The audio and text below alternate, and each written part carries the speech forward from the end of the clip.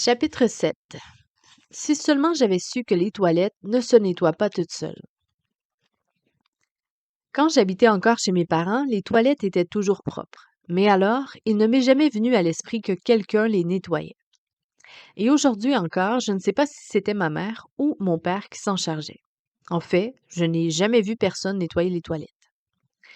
2 semaines après notre mariage, je me suis inscrit en troisième cycle à l'université et nous nous sommes installés dans un appartement pour étudiants. Il était petit, mais joli et tout propre.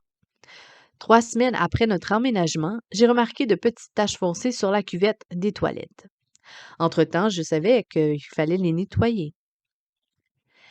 J'en ai fait donc mention à Caroline, qui m'a répondu. Oui, je sais. Je me demandais quand tu allais les nettoyer. Les nettoyer? Je pensais que c'était toi qui les nettoierais. Je ne sais pas comment on nettoie les toilettes. Eh bien, je vais t'apprendre.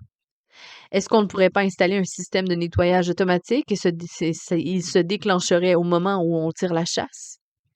Ah, ces trucs-là ne fonctionnent pas. C'est de l'argent gaspillé, a-t-elle dit. Je n'aurais jamais imaginé, avant de me marier, que je nettoierais un jour les toilettes. En fait, je suis devenue si expert en la matière qu'au 2e semestre, j'ai trouvé un travail à temps partiel comme agent de service au sein d'une société spécialisée dans le domaine. Je passais d'une entreprise à l'autre et nettoyais les toilettes. Et une fois que j'avais suivi une petite formation, entretenir les sanitaires de notre modeste logement n'était plus qu'un jeu d'enfant. J'aimerais vous poser une question personnelle. Le jour où vous serez marié, lequel d'entre vous, deux, nettoiera les toilettes? Dans le cadre des entretiens de préparation au mariage que j'ai avec différents couples, j'ai constaté que la plupart des hommes pensent que ce sera leur femme, tandis que la plupart des femmes pensent que ce sera leur mari. Le plus souvent, ils ne se posent même pas la question. Et 3 semaines après le mariage, ils découvrent eux aussi que les toilettes ne se nettoient pas toutes seules. Qui fait quoi? Si je pose cette question, ce n'est pas parce que je m'inquiète réellement de savoir qui nettoierait les toilettes, mais c'est parce que je n'aimerais pas que vous commenciez votre vie à deux sans avoir discuté à l'avance de qui fera quoi. C'est ce que les sociologues appellent les rôles conjugaux. Le manque de clarté quant à la répartition de ces rôles représente un gros problème au sein des mariages d'aujourd'hui. Autrefois, lorsque le mari pourvoyait aux besoins de sa famille et que l'épouse était une femme au foyer, il y avait plus de confusion possible. Et de nos jours, cependant, comme la plupart des jeunes épouses travaillent, elles s'attendent à ce que leur époux participe activement aux tâches ménagères. Si vous ne discutez pas de qui fera quoi et que vous ne vous mettez pas d'accord à l'avance, cela deviendra une source importante de conflits dans les premiers mois de votre vie à deux.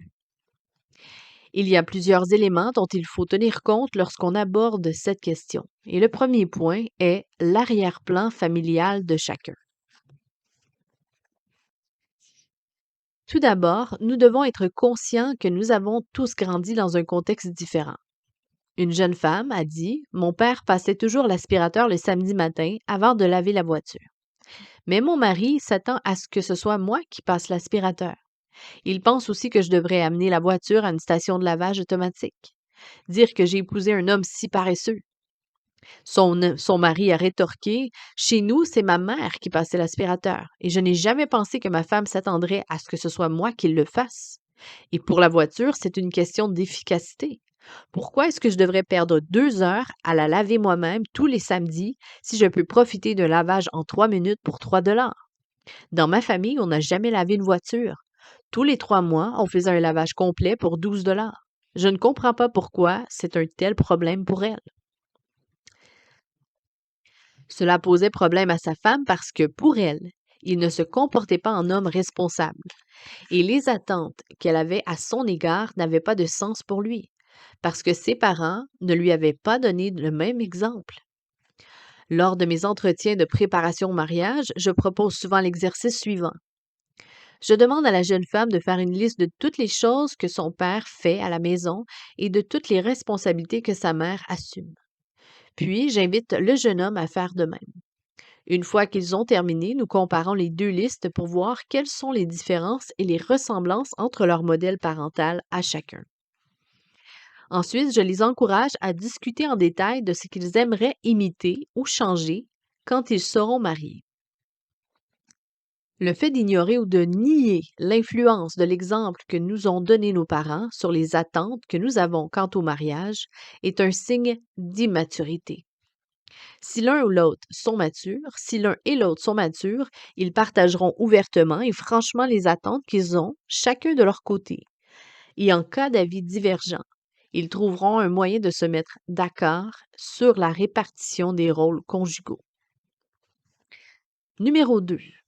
Des conceptions différentes. Ensuite, il est un autre facteur qui détermine notre perception des rôles conjugaux. C'est la conception que nous avons chacun de la masculinité et de la féminité.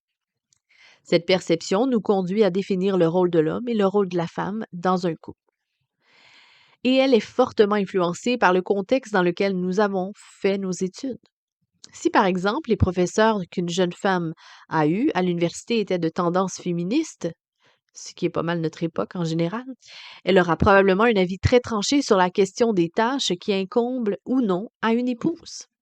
À l'inverse, si elle a fait ses études dans une université chrétienne conservatrice, elle aura probablement des opinions très différentes sur le sujet. De même, l'arrière-plan familial et les convictions religieuses d'un jeune homme auront une grande influence sur sa conception des rôles conjugaux. Ce sont là des réalités qui seraient insensées d'ignorer. Il serait aussi très risqué de penser que l'amour gommera toutes les divergences de vues dans ce domaine. Car si vous ne pouvez pas les régler avant le mariage, elles entraveront grandement l'unité de votre couple. Si lui n'ose pas dire à ses amis qu'il fait la vaisselle, tandis qu'elle pense que le fait d'accomplir cette tâche domestique est un signe de masculinité, ce point deviendra rapidement une source de tension entre eux. Si elle pense qu'une femme ne devrait pas s'occuper de tous les repas, alors que lui ne sait pas cuisiner, ils devront se mettre d'accord sur cette question avant le mariage.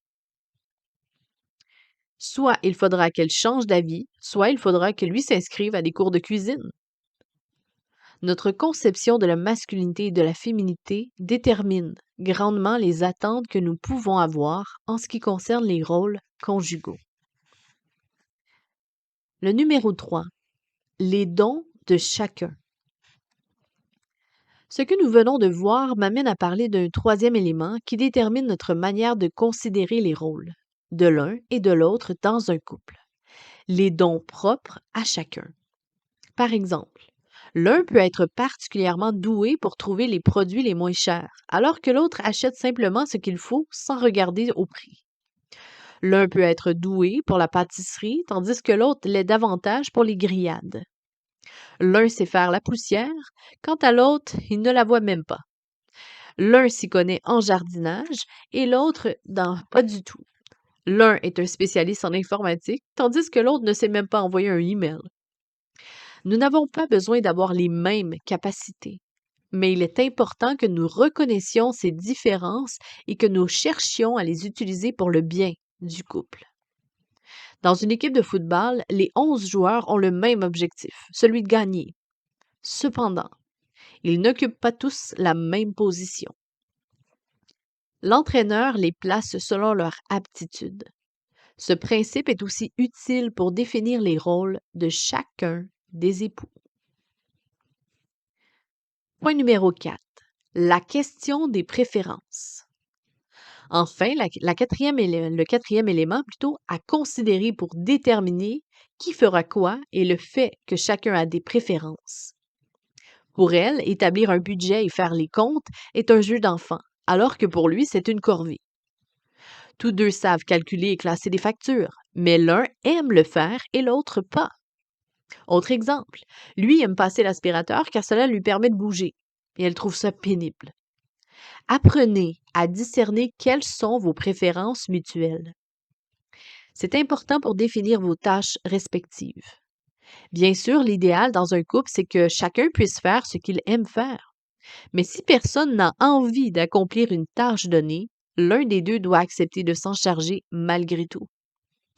Je ne peux que vous encourager à tenir compte de vos préférences mutuelles dans la répartition des différentes tâches ménagères. Un exercice pratique. Voici un exercice pratique pour vous aider à déterminer non seulement qui nettoiera les toilettes, mais aussi qui accomplira toutes les autres tâches domestiques qui s'imposent. Si vous pensez sérieusement au mariage, faites chacun une liste de toutes les choses qui seront à faire pour maintenir le ménage en ordre. C'est-à-dire entretien de la voiture, les courses, les préparations des repas, lessive, aspirateur, etc. Ensuite, mettez vos listes en commun pour n'en faire plus qu'une seule. Photocopiez-la, puis indiquez chacun votre nom à côté de la tâche que vous pensez assumer. Si vous avez l'intention de partager telle ou telle responsabilité avec votre épouse ou votre époux, écrivez vos deux noms et soulignez le nom de celui qui, selon vous, s'en chargera le plus. Une fois que vous avez terminé, réservez une soirée pour discuter de vos réponses et de vos éventuelles divergences de vue. En cas de désaccord, il vous faudra négocier et expliquer vos choix avec douceur et franchise. Après avoir vraiment pris le temps de vous écouter l'un l'autre, décidez ensemble qui se chargera de chaque tâche. Si vous n'arrivez pas à vous mettre d'accord avant le mariage, pourquoi en sera-t-il autrement après?